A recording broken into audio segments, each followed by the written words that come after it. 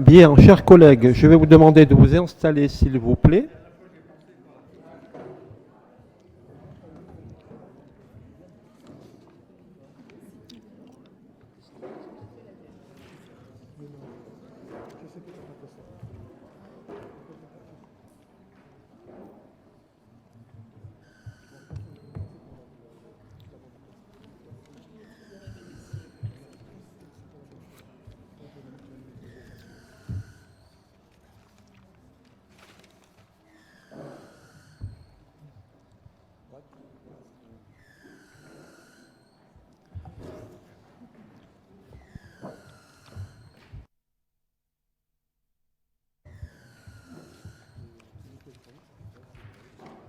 Bien, je vous propose d'ouvrir cette séance. Je remercie le public présent. Tout d'abord, les pouvoirs de Jean-Luc Achard à Yves Trézières, de Cyril Nazabal à Françoise Petit, de Jean-Yves Saurin à Étienne Carrère et de Claire Marsalguez à Soline Gravouille. Les pouvoirs sont enregistrés. Je me dois de nommer un ou une secrétaire de séance. Je vous propose la candidature spontanée de Chanel Barbier, si personne n'y voit d'inconvénient. Merci Chanel. Allez, avant d'aborder l'ordre du jour, l'approbation du compte rendu du conseil précédent, y a-t-il des observations dans ce compte rendu? Pas d'observation? On peut le considérer comme adopté. Je le soumets au vote. Y a-t-il des oppositions, des abstentions? Je vous remercie. Alors, tout d'abord, nous avons à mettre en place le comité consultatif du marché. Contrairement d'ailleurs à ce qui est écrit dans la note, il ne s'agit pas d'une création puisqu'il existait déjà, donc c'est plutôt le fait de le renouveler. Donc il y a pour objet, bien sûr, d'être en concertation avec les commerçants du marché extérieur et intérieur et de traiter, évidemment, de tout sujet qui concerne l'organisation de notre marché intérieur et extérieur. Vous avez vu donc qu'il y a 8 membres, dont 4 titulaires. Donc quand je dis 8, c'est 8 titulaires et 8 suppléants, donc 4 issus du conseil municipal, les 2 autres étant représentés par des représentants des commerçants, bien sûr, du marché, et par des représentants de l'association des commerçants non sédentaires, plus, on va dire, les personnes qualifiées, de l'administration notamment.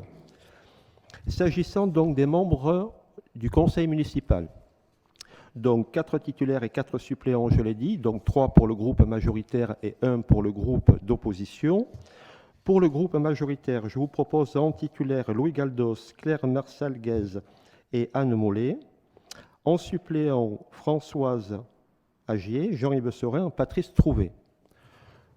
Vous me confirmez, s'il vous plaît, donc le membre titulaire et suppléant du groupe d'opposition, M. Makoviak en titulaire et M. Larieux en suppléant. C'est bon? Voilà. Y a-t-il des observations sur ce dossier, M. Makoviak? Oui, donc ce comité consultatif du marché va être saisi notamment des emplacements sur le marché. C'est bien ça, monsieur le maire? Il traite de toutes les affaires du marché, oui. Et notamment les emplacements. Dont les emplacements. Voilà. Donc je pense qu'il faut être parfaitement clair dès le début. Pendant 6 ans, les membres de ce comité s'interdisent non seulement à voter, mais à délibérer, mais à conseiller pour des emplacements concernant des membres de leur famille ou des membres qu'ils connaissent. Est-ce qu'on est d'accord, monsieur le maire? C'est un principe éthique que je partage et qui a toujours été pratiqué. D'accord. Tout à fait. De la même manière, on va parler des subventions aux associations tout à l'heure, que certains membres ici autour de la table, faisant partie, voire étant président d'associations, évidemment, ne participeront pas au vote. Puis-je vous remarquer, monsieur le maire, que ce n'est pas au vote, c'est également aux délibérations. J'ai bien compris. Donc il faut qu'ils partent avant la délibération. Tout à fait. Y a-t-il d'autres observations? Non, donc je soumets ce dossier à votre approbation. Y a-t-il des oppositions, des abstentions? Je vous remercie. On passe à un autre dossier important qui est celui dans le cadre du contrat d'association que nous avons avec l'école privée, donc à la participation financière de la ville, avec Céline Fournier qui va changer momentanément de place pour avoir accès au micro.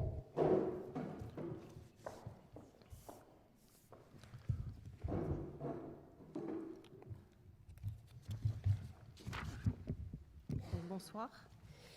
Donc sur notre territoire, il y a... Est-ce que vous m'entendez bien?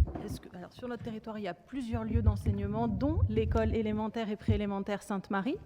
Et comme vous le savez, l'école Sainte-Marie est une école privée sous contrat avec l'État.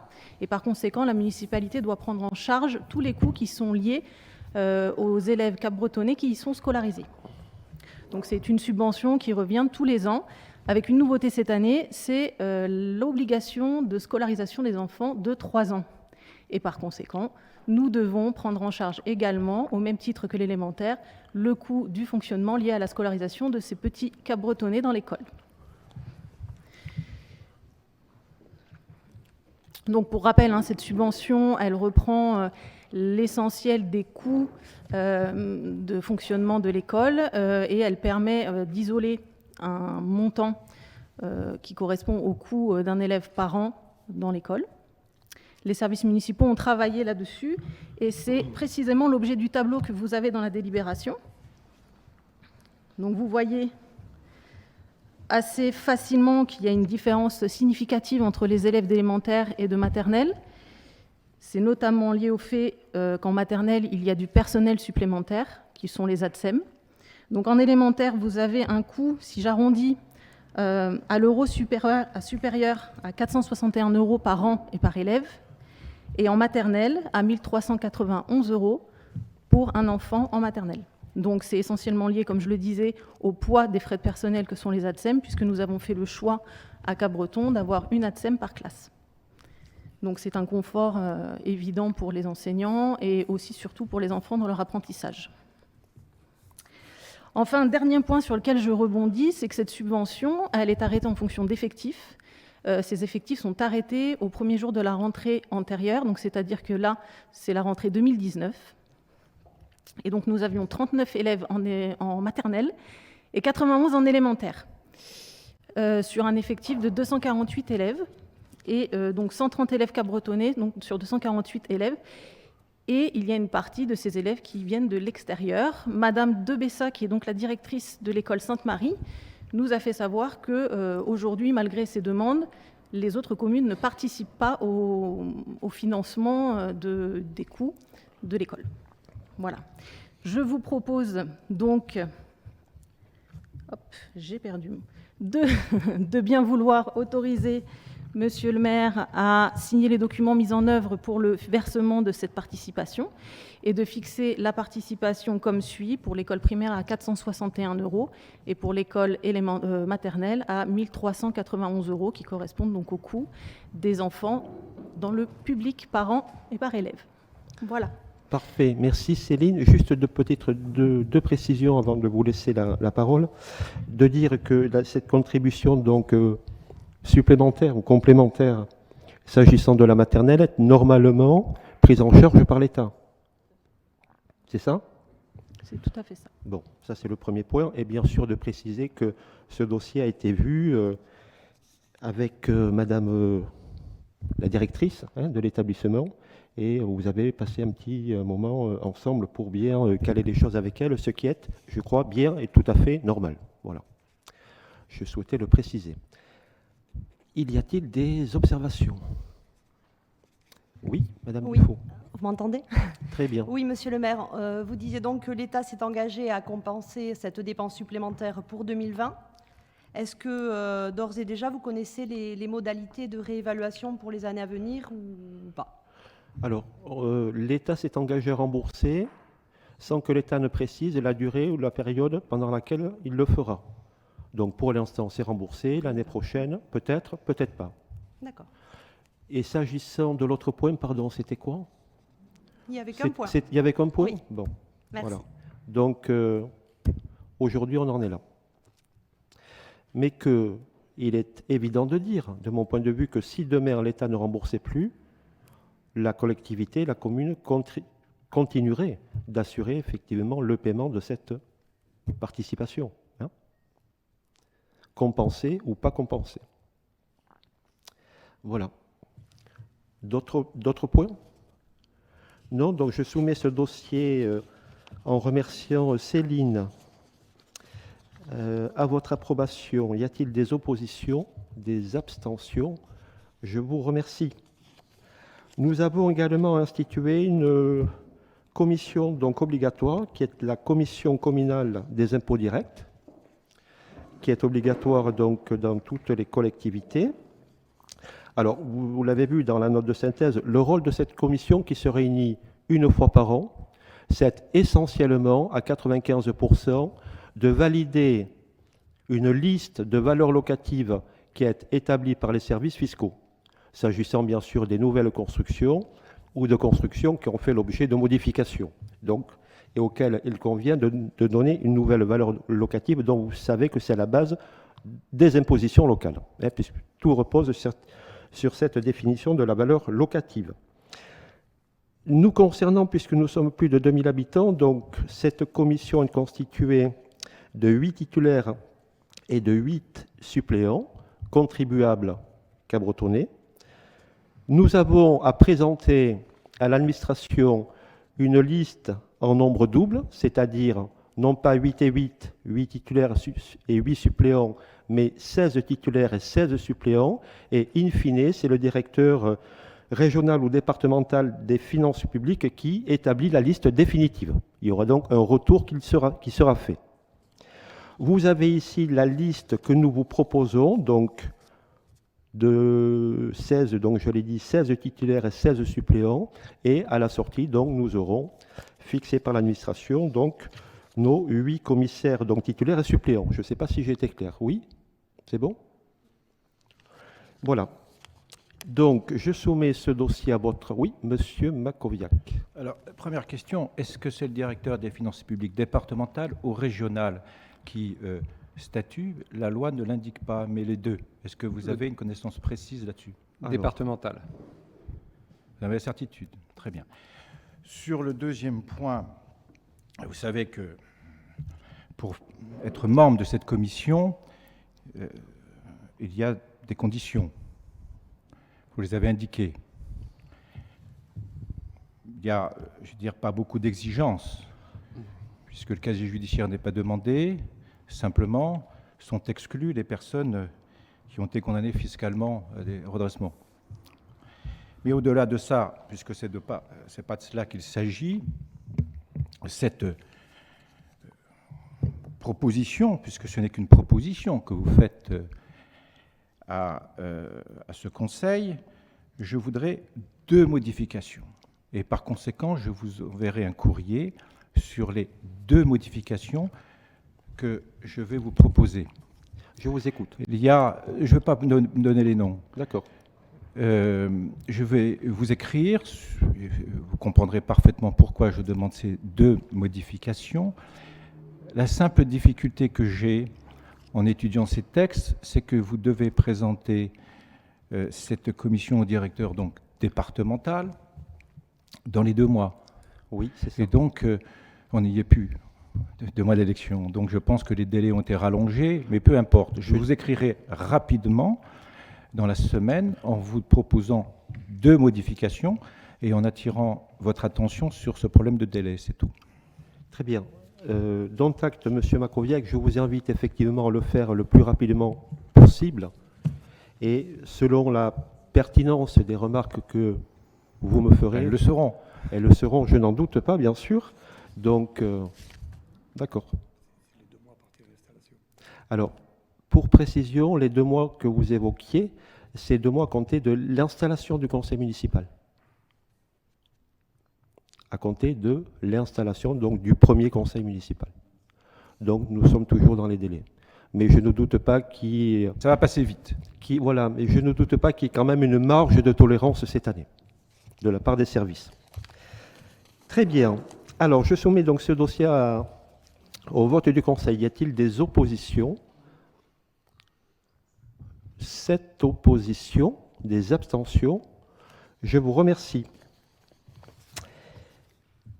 Alors, on change un petit peu de sujet. Donc là, on revient à la crise sanitaire avec vous. Vous en rappelez une première série de mesures que nous avions prises sur le volet économique s'agissant de l'exonération totale des droits de terrasse pour l'année 2020 et que nous avions dit que nous travaillions sur les loyers commerciaux que la ville encaisse, donc envers ses propres locataires. Et je cède la parole à Yves Trézière. Merci, bonsoir. Donc pour la partie des exonérations des loyers des locaux commerciaux, on vous rappelle qu'on a mis en place la suspension de ces loyers pendant la période de confinement, telle qu'on l'avait proposé à la fois dans le débat d'orientation budgétaire et à la présentation du budget. Dans la mise en place de ces loyers qui faisaient suite à l'exonération des terrasses, nous avons fait 3 catégories qui correspondent à ces périodes de confinement qui ont pu être différentes selon la nature des commerces. Donc, à savoir la première catégorie qui concerne les activités non alimentaires qui verront leur loyer réduit de 56 365e, les restaurants et le casino qui verront leur loyer réduit de 78 365e, et pour le cinéma qui a réouvert très récemment, ou autorisé en date du 22 juin si j'ai bonne mémoire, 98 365e. L'ensemble de ces réductions étaient normalement vues déjà d'ailleurs avec nos locataires qui en étaient très satisfaits. Le montant global de ces exonérations représente 124 700 €, ce qui est exactement ce que nous avons mis dans l'arrêté budgétaire d'il y a 15 jours. Voilà. Bien, donc on applique effectivement ce que l'on avait dit, et je pense comme beaucoup de communes feront, c'est-à-dire au prorata temporis, comme on dit, c'est-à-dire sur la durée non pas de confinement, mais de fermeture administrative des établissements en fonction de leurs activités et des dates de reprise possibles qui leur ont été données. Pour le cinéma, par exemple, vous le savez, les cinémas ont pu réouvrir le 22 juin. Donc, on a appliqué cette période-là pour le cinéma Le Rio, bien sûr, de Cabreton. Je profite de ce moment pour dire que le cinéma va réouvrir normalement. Alors, je ne sais plus si c'est le 11, le 12 ou le 13 juillet. Ils ont ouvert par anticipation? Bon, mais c'est très bien. Demain? Il y avait un film aujourd'hui. D'accord, donc c'était le... Bon, mais tant mieux. Il faut s'en féliciter. Monsieur Calès. Sous réserve de ce qui est affiché à l'entrée du cinéma, ils ouvrent demain avec un premier film. Demain soir, jeudi. Bah, il semble qu'il y ait... Alors, il y a une retransmission ce soir ou pas? J'ai vu les portes ouvertes ce soir. On va s'arrêter. On va tirer ça au clair après le conseil, monsieur Calès. Bon, il semble que le cinéma soit ouvert. Peu importe, c'est une bonne nouvelle. C'est une avant-première ce soir, alors, par rapport à l'ouverture ou la réouverture officielle, entre guillemets. Madame Simpo. Oui, bonsoir. Je voulais revenir, justement, je voulais évoquer le cinéma Le Rio. Et je regrette le départ d'une équipe très appréciée par les Cabretonnaises et les Cabretonnais, en particulier Hervé Tourneur, que je remercie pour son investissement. Celui-ci a su animer ce bel endroit emblématique et précieux par des programmations innovantes, toujours en lien avec des associations et des acteurs du monde culturel local. Je pense aux ateliers cinéma, aux séances jeux vidéo réalisation pour le jeune public et pour les adultes des sorties nationales de films, des séances ciné-mémoire et discussions après projection, conférences avec l'Université du temps libre, suivies de débats, projections de pièces de théâtre en direct de la Comédie Française ou des opéras, sans oublier le Festival du Printemps. Pour rappel, le cinéma Le Rio a été déclassé et incorporé dans le domaine privé de la commune. Monsieur le maire, j'ai 2 questions à vous poser. La première, comment va s'articuler la vente avec les repreneurs, sachant qu'un droit d'entrée de 40 000 € hors taxes et une cession de matériel pour un montant de 21 000 € hors taxes ont été versés à la commune? Et ma deuxième question, pouvez-vous nous garantir que vous ne vendrez pas l'âme du Rio? Car je ne souhaiterais pas chanter comme Eddie Mitchell, « C'était la dernière séance ». Et le rideau sur l'écran est tombé. Vous chantez très bien, Madame Simpo. Merci. Bravo. Bon. Alors, sur le, comment dire, on est dans le cadre d'un bail commercial, puisque vous le savez, l'exploitant du cinéma est titulaire d'un bail commercial qu'il a cédé à un nouvel exploitant. Les conditions de cession sont simples.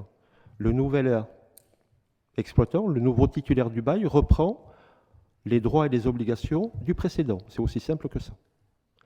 Je profite, j'aurais dû commencer par ça pour dire que je partage les propos que vous avez tenus et les remerciements que vous avez formulés. Sur l'âme du Rio, je crois que la volonté commune et constante de la ville, depuis longtemps, rappelez-vous,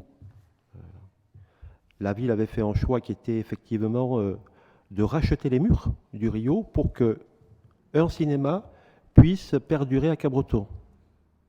N'est-ce pas, Madame Dufaux? C'était une volonté forte et aujourd'hui que je peux réaffirmer. C'est une ligne constante de notre part. S'agissant des conditions d'exploitation, pour avoir discuté avec le nouvel exploitant, son ambition est tout à la fois d'étoffer la programmation, de la diversifier, et aussi en même temps de, évidemment de conserver le classement art et essai avec les diffusions qui y sont attachées et qui sont aussi importantes pour l'âme de ce cinéma. Et je n'oublie pas aussi les relations privilégiées qu'il y avait avec les bénévoles des accros du Rio qui vont perdurer. Moi, je ne peux pas prédire l'avenir, je ne peux pas m'engager sur... mais en tout cas, ce que je peux dire, c'est d'affirmer la volonté de la commune et de tout faire, mais je suis persuadé que ça va bien se passer avec le nouvel exploitant pour que cette âme du Rio perdure. Voilà. Y a-t-il d'autres interventions? Oui, Françoise, bien sûr. Nous sommes aussi très déçus d'avoir vu partir Hervé. Mais j'ai envie d'ajouter que c'est à tous les Cabretonnais de plébisciter ce cinéma en prenant des places, en allant passer des soirées là-bas. Il n'y a jamais assez de monde à ce cinéma. Je pense qu'on pourrait avoir beaucoup plus de Cabretonnais. Donc je profite que la séance soit filmée pour dire allez au cinéma, allez au Rio. Évidemment, ça fait partie des équipements culturels qui animent une ville et qui sont indispensables à l'ouverture d'esprit, des esprits, dans toutes ses formes. Donc nous y sommes, je crois pouvoir dire ensemble, attachés. Est-ce que nous avons voté là-dessus, sur ce dossier? Non. Alors y a-t-il, donc je le soumets au vote, y a-t-il des oppositions, des abstentions? Je vous remercie. On a une petite modification du tableau des effectifs. Vous l'avez vu, ça concerne deux agents. Le premier ou la première, vous la connaissez. Vous la voyez déambuler, rouler en ville, transporter les personnes. Donc, Laurence, pour ne pas la nommer, donc, qui était sous contrat, aidée par l'État qui se termine. Et évidemment, on vous propose de consolider son emploi pour que le service perdure, mais je dirais même plus, puisque notre ambition est de le développer. On voit la nécessité d'avoir un transport à la demande, notamment pour les personnes qui n'ont pas de moyens de locomotion. Et on a vu la nécessité et l'utilité de la transformation de ce service pendant la durée de confinement en service de portage des courses à domicile, dont on a parlé aussi au sein du CCS. Et donc notre volonté, c'est aussi de consolider ce service-là. Donc je vous propose bien sûr de consolider cet emploi. Le second concerne la crèche où là nous sommes régis bien sûr un taux d'encadrement comme partout. Nous avons donc 2 éducateurs de jeunes enfants qui font partie de ce taux d'encadrement. Ce que nous vous proposons, c'est de créer un poste d'agent social de catégorie C au cadre d'emploi des adjoints sociaux, qui sera obligatoirement titulaire à minima du certificat d'aptitude professionnelle petite enfance, pour nous permettre tout à la fois de pouvoir replacer les 2 éducateurs dans le cœur de leur mission, mais aussi de pouvoir beaucoup plus facilement pourvoir aux absences d'agents lors notamment de congés de formation, voire d'arrêt maladie, d'avoir un petit peu plus de souplesse. Voilà. Est-ce que vous avez des questions ou des observations? Monsieur Mackowiak. Oui, puisqu'on parle de la crèche et d'une manière générale des agents qui travaillent pour la municipalité, ce que je regrette, c'est un peu la valse des directeurs, notamment la valse des directrices de la crèche, du CCAS, puisqu'on a connu 3 directeurs, directrices en 3-4 ans pour la crèche et le CCAS. Alors je ne vais pas vous chanter comme a chanté Maïté Eddie Mitchell, la valse à 1000 temps de Jacques Brel, mais je trouve qu'on devrait quand même consolider ces postes de direction parce que c'est un gage de qualité, et c'est ma première remarque.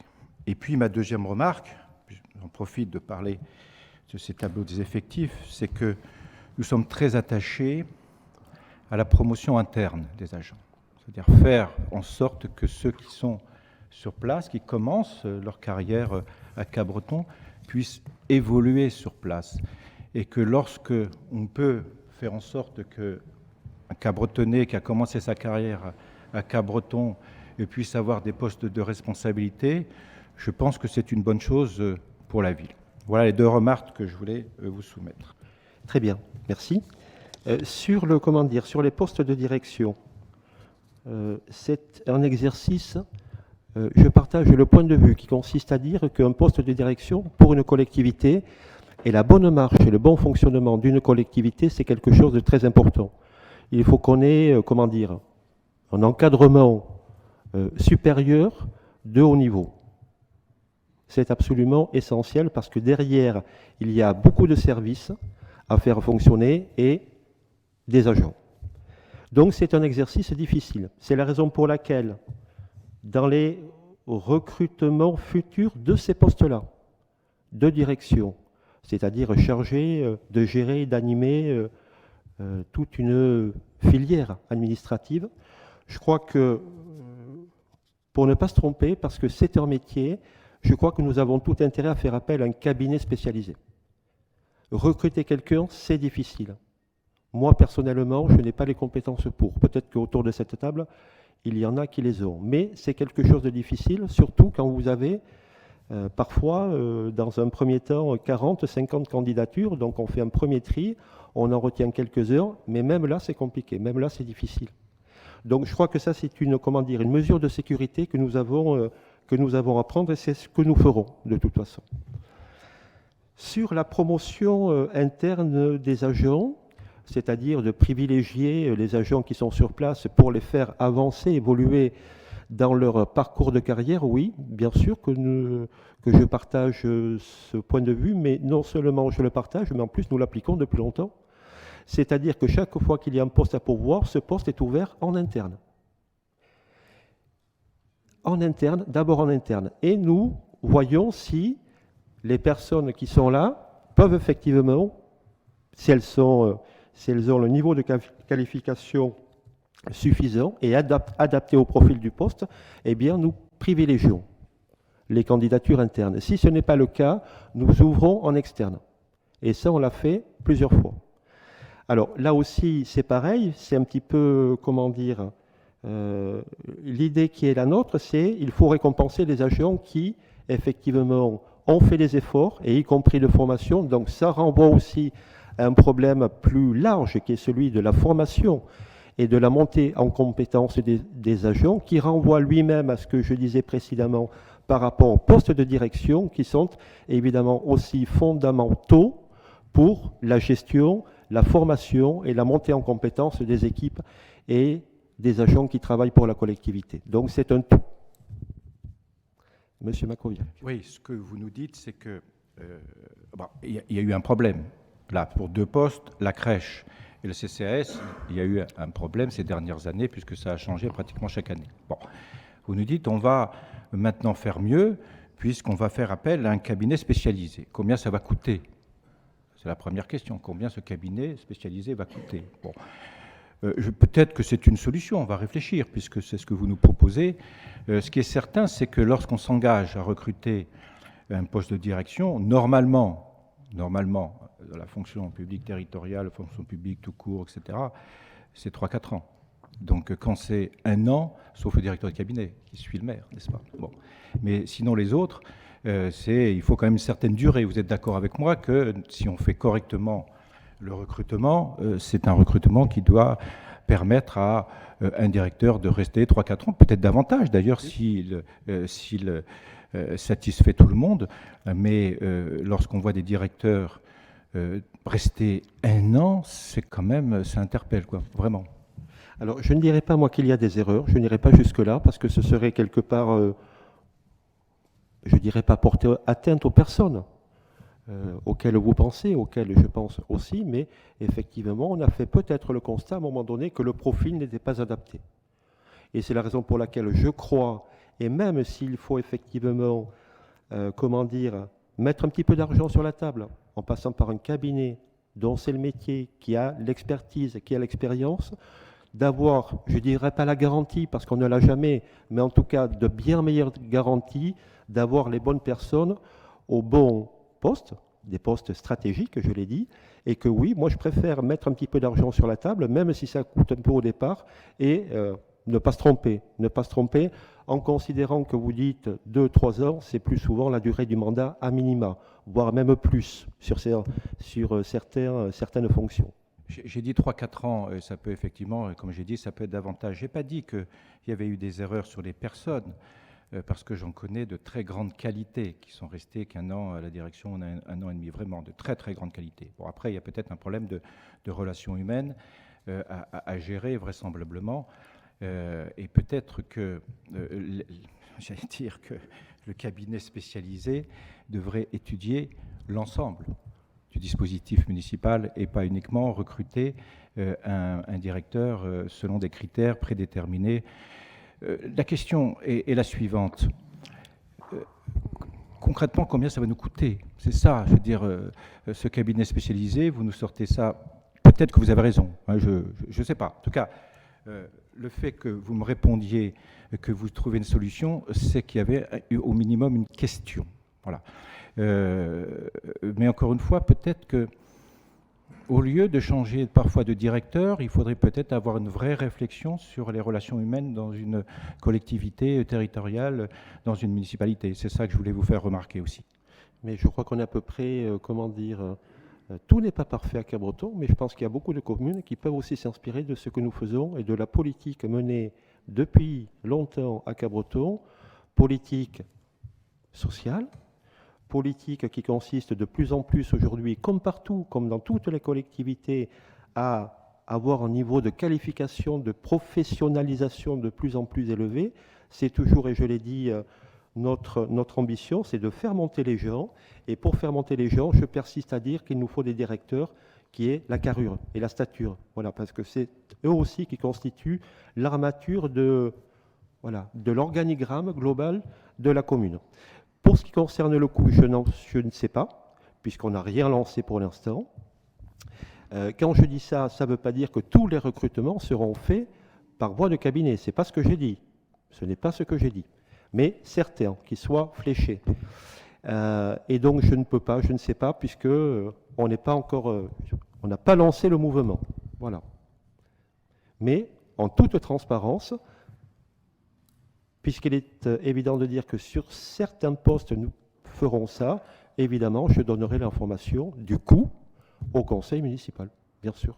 Alors, encore une fois, les directeurs que je connais dans les postes que je vous ai cités, je les trouvais remarquables. Vous étiez peut-être mieux placé que moi pour effectivement leur proposer un changement, mais je les trouvais tout à fait remarquables. Et encore une fois, je pense que, j'allais dire, les relations humaines au sein d'une municipalité, ce n'est pas uniquement un problème de recrutement, c'est quelque chose de beaucoup plus global, n'est-ce pas? Et le maire et ses adjoints sont au cœur du dispositif. Et je suis certain que vous l'êtes et que vous compreniez ce que je veux dire. Mais je comprends tout à fait. Soyez assurés que nous le sommes, moi-même, mes adjoints et tous les membres du groupe majoritaire. Et du vôtre, je n'en doute pas.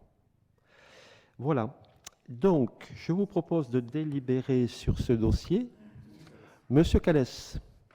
Oui, une remarque pour l'avoir pratiqué. Quand on embauche des cadres, il y a bien sûr des cabinets de recrutement, mais souvent les grands groupes d'intérim ont des secteurs qui s'occupent du placement des cadres. Souvent les coûts d'ailleurs sont assez concurrentiels par rapport au cabinet. Et dans un certain nombre de cas, on paye un fixe au démarrage et ensuite le coût réel est fonction de l'embauche. En gros, si on n'embauche personne, le coût est extrêmement réduit. Donc les grands groupes d'intérim font ça. On peut regarder. On peut regarder. Merci pour cette précision. Oui, Oui, vous Madame parlez Dufaux. beaucoup de promotion interne. Ça veut dire que pour les postes de direction vacants, il n'y a pas de postulants en interne? alors sur les postes de direction vacants, qui sont des postes, il ne vous a pas échappé que nous avons aussi 2 postes à remplacer, Tout à fait. et pas des moindres. Non. Je crois D'où ma que question. là, il faut, comment dire, faut être clair. On parlait de promouvoir les candidatures ça. internes, mais sur ces postes-là, c'est un peu difficile, quoi. D'accord. Hein? Je ne sais pas. Je ne sais pas, au poste de direction du CCAS, je me posais la question, est-ce qu'il y a des agents qui auraient pu émettre le souhait de postuler? Je sais pas. Le CCS de Cabreton, c'est de gérer à la fois le CCS et la maison de retraite, Oui. l'EHPAD. Oui. Donc déjà, il faut avoir une double casquette un petit peu. Donc ce sont vraiment des postes experts. Et ça ne s'improvise pas. Bien. Alors, y a-t-il des oppositions sur la création de ces 2 postes? Des abstentions? Je vous remercie. Alors, nous passons au traditionnel dossier des subventions aux associations. Je vais céder la parole à Louis Galdos, mais d'autres interviendront à leur tour. Oui, alors, bon, le dossier sur les subventions était attendu, bien sûr, par le milieu associatif de Cabreton. Vous ne m'entendez pas, je vais me rapprocher du micro. Voilà, c'est mieux. Là, ça va mieux? Vous m'entendez? Très bien. Bon, c'est bien. Donc, le dossier sur la partie associative de Cabreton, où vous savez très bien que c'est notre ADN avec nos 150 associations et ce soutien, bien sûr. On va le voter ce soir sur les subventions directes où vous avez actuellement un tableau qui aussi, sur certains éléments, rappelle que la commune aide les associations sur toutes les manifestations avec les interventions des services techniques, mais aussi la mise à disposition de certains locaux ou équipements, bien sûr, pour pratiquer. En parlant, par exemple, de handball ou de rugby, vous allez vite comprendre quel équipement ils peuvent utiliser. Il y a aussi du personnel. Bon, moi, simplement, sur la partie subvention, je vais vous parler de la partie sportive et port et océan. Bon, sur la partie sportive, nous avons l'Office municipal des sports qui donne un avis que nous suivons parce que c'est une association donc, qui est là pour fédérer la totalité des associations sportives et donc qui ont une vision globale des subventions qui sont données et donc un comité directeur qui donne son avis. Et donc, généralement, nous le suivons. Sur ces domaines de subventions, nous avons donné un petit coup de plus à l'école, à la Pelote, pour son école de Pelote, qui vient de relancer. Et puis une nouvelle association qui aussi est venue pour sa première demande, et donc est une association maintenant cabretonnaise qui est optimiste. Et vous savez bien quel est le but de cette association, de solidarité par rapport à des malades qui essayent de revenir à une situation normale. Ils nous ont demandé une aide au fonctionnement de l'association, ce que nous avons évidemment accordé. Et voilà, que nous vous proposons, pardon, d'accepter. Et puis après, d'autres associations qu'on pourrait dire, bon, sauf pour le skate qui, sur la partie port-océan, pour le skate qui est en train de développer l'association sur la partie skate, et ce qui est aussi un bon pour la commune, puisque dans peu de temps, nous allons inaugurer un nouvel équipement qui sera un équipement qui sera phare de la commune de Cabreton, et j'espère même du territoire. Et donc, on a donné aussi un petit coup de pouce à des associations qui sont d'utilité publique, qui sont pour moi le sauvetage côtier, qui œuvrent actuellement en nous mettant à disposition des personnes qui forment dans leur association sur nos plages, et aussi une association que l'on saurait dire qui a une importance énorme sur le parc de Cabreton, c'est la SNSM. Et donc là, on voulait aussi soutenir fortement cette association, puisque pour nous, elle est plus que d'utilité publique, elle est notre sécurité en mer. Donc moi, je vais laisser la parole aux adjoints délégués de chacune des autres associations. Qui Soline, peut-être? Oui, rapidement, pour ce qui concerne les associations dans le secteur social, en fait, globalement, on vous propose de suivre les demandes faites par les associations. On a mis particulièrement l'accent sur Emmaüs, qui jusqu'à présent n'avait pas demandé de subvention, et que bien sûr on a accepté de suivre toujours au regard de la crise qui nous attend. Et par ailleurs aussi sur l'association La Source, plan d'addiction, qui intervient auprès des personnes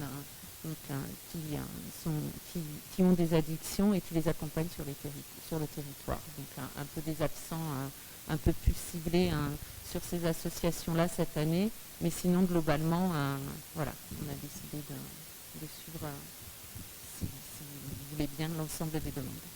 Très bien, merci Soline. On continue la revue avec Céline, qui change encore de place.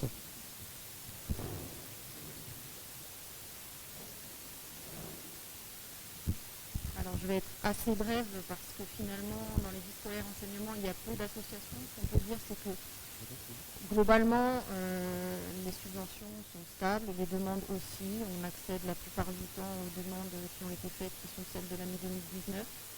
Il y aura juste un petit décalage. En fait, l'APE avait demandé, donc l'APE Saint-Exupéry qui représente les parents d'élèves du groupe scolaire, avait demandé une subvention supplémentaire de 300 € qui correspondait à la sécurisation de la fête de l'école. Mais bien évidemment, à cause du Covid et face à l'annulation de la fête de l'école, on n'a donc pas pris en charge cette subvention. Voilà. Sinon, voilà, on intervient auprès de l'école maternelle, de l'école primaire, de l'UNSS de Jean Roustan, ainsi que Saint-Joseph et au niveau de la lycée d'Armentie. Donc pas de grosses observations cette fois-ci. Très bien, merci. Jean-Marc, tu veux dire un petit mot sur les associations culturelles? Alors, s'agissant des associations d'anciens combattants, en fait, vous l'avez vu, on a renouvelé les subventions accordées et répondu aux différentes demandes. Hein. Voilà, et sur la culture, Jean-Marc, je ne sais pas si tu veux dire quelque chose. Bien, mais sur la culture, il n'y a pas particulièrement de changement. On a accès à toutes les demandes qui ont été faites. Vous les connaissez, la nef Cabretonnaise qui organise des concerts à l'église, une chorale Cabretonnaise qui est le marché. Le Circus, le site des Cabretons, qui est une association qui est dans la zone artisanale et qui anime également la ville, qui fait des concerts sympathiques, les Accros du Rio et le comité des fêtes de la République que l'on soutient malgré tout, bien qu'ils ne fassent pas leur fête de la République cette année. Voilà. Il faut soutenir les associations, même si elles ne font pas forcément leur manifestation. On est là pour les soutenir, pour continuer à faire ça. Ok. Donc voilà, globalement, hein, ce que l'on vous propose. Oui, Françoise. Une nouvelle association qui vient de commencer à se dérouler pour la première fois, sur la transition écologique. Qui se propose donc de préparer ce qui est le petit électroménager et aussi le petit lavement, fauteuil, chaîne, etc. Donc voilà, on jette le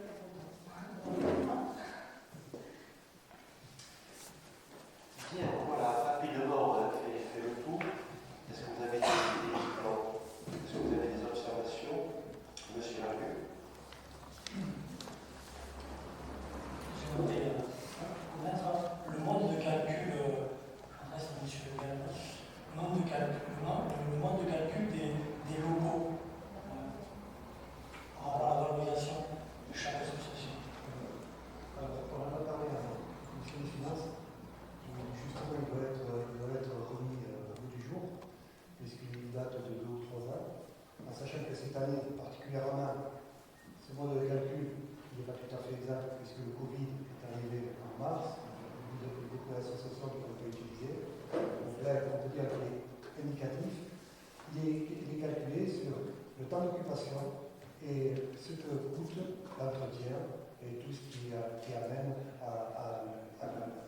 l'occupation des locaux ou des structures. Mais on en discutera certainement en commission, puisque c'est quelque chose qu'on doit revoir, puisque ça date depuis quelques années. Et là, c'est simplement indicatif, parce que l'année sportive pour certains, on finit en mars. D'ailleurs, c'est un peu l'occasion de vous dire, là, ce qu'on parle, ce qu'on va voter aujourd'hui, c'est une année normale. On reparlera, d'ailleurs, dans ce conseil, on va en parler, on reparlera d'une année et de soutien associatif suite au Covid. On en reparlera, je pense, d'ici quelques conseils. Merci. Après, ma deuxième question, c'est, j'ai vu, et vous avez parlé de l'avis de l'OMS, j'ai vu sur 3 points, en fait, vous ne tenez pas compte de l'avis de l'OMS, soit vous prenez un montant inférieur sur 2 associations, et soit un montant supérieur sur une association. C'est juste pour avoir l'explication par rapport à cet avis de l'OMS sur 3 associations. Mais la réponse est contenue dans la question. L'OMS met en avis. C'est tout. Et donc, effectivement, le plus souvent, comme disait Louis Galdos, on va dire à 95%, 90% pour ne pas dire 95%, l'avis est suivi, mais pas tout. J'ai ma réponse. Et dernier point d'intervention par rapport au groupe d'opposition que nous sommes très attachés à toutes ces associations, quelles qu'elles soient. C'est un tissu important pour nos communes. Voilà. Et nous allons voter pour, absolument, parce que c'est quand même quelque chose d'important pour la vie de notre commune. Alors, Madame Ducrot. Je voudrais simplement savoir si la liste des associations qui ont demandé une subvention pour cette année est exhaustive ou de la densité du tissu associatif, il a fallu Alors, faire des choix. Merci, monsieur. Là, vous savez, si vous comptez un peu, on va mettre les nombres à côté, il y a 66 associations qui vont bénéficier de ces mentions. Ce sont les 66 dossiers qui ont été déposés de demande par nous. Toutes les autres associations, c'est qu'elles sont autonomes. Et tant mieux pour elles. Si toutes les associations peuvent être autonomes, ça serait très bien. Mais on sait très bien qu'il y en a certaines qui vont se soutenir. Donc, on verra d'autres dossiers un peu plus suivants. On est obligé de soutenir les associations. C'est pour ça que j'ai bien précisé que c'est notre ADN. Et donc, je remercie d'ailleurs de soutenir sur ces subventions, parce que je pense que le Cabreton est une ville remarquable grâce à ces subventions. Et là, je les remercie pour toute l'activité qu'ils font à l'heure. Donc, la liste est exhaustive. Merci. Oui, vous savez l'attachement que j'ai aux associations. Moi-même démissionné, bien entendu, il y a 6 mois de la présidence d'une association. C'est effectivement un des facteurs essentiels de la vie communale, artistique, culturelle, sportive, également d'aide aux personnes. Il est très important que la municipalité fasse un signe, non pas au président, mais aux bénévoles qui travaillent dans ces associations. Et je serai, pour ma part, très heureux de recevoir l'adjointe à la culture. Président, enfin, nous serions, notre association, très heureux de recevoir l'adjointe chargée de la culture. Je ne vais pas polémiquer, parce qu'ici nous sommes pleins de bienveillance vis-à-vis des associations. Enfin, je n'ai pas vu le conseiller à la culture de Cabreton pendant 8 ans. Nos conseils, alors moi, si vous voulez, c'était une chose, mais vous ne pouvez pas vous imaginer pour ces bénévoles qui transportent les tables, qui travaillent, enfin c'est un vrai boulot, vous le savez, quelle est, j'allais dire, leur satisfaction de rencontrer un élu du conseil municipal et de leur montrer que ce qu'ils font, ces bénévoles, ils le font dans l'intérêt général, ils prennent du temps, sur leur temps, et il me semble que ce serait un geste, peut-être de temps en temps, de venir à toutes les associations, pas tout le temps, mais au moins quelques fois. Alors, je vais répondre à Louis Galdos, et je compléterai après. Sur la présence des élus auprès du secteur associatif. Moi,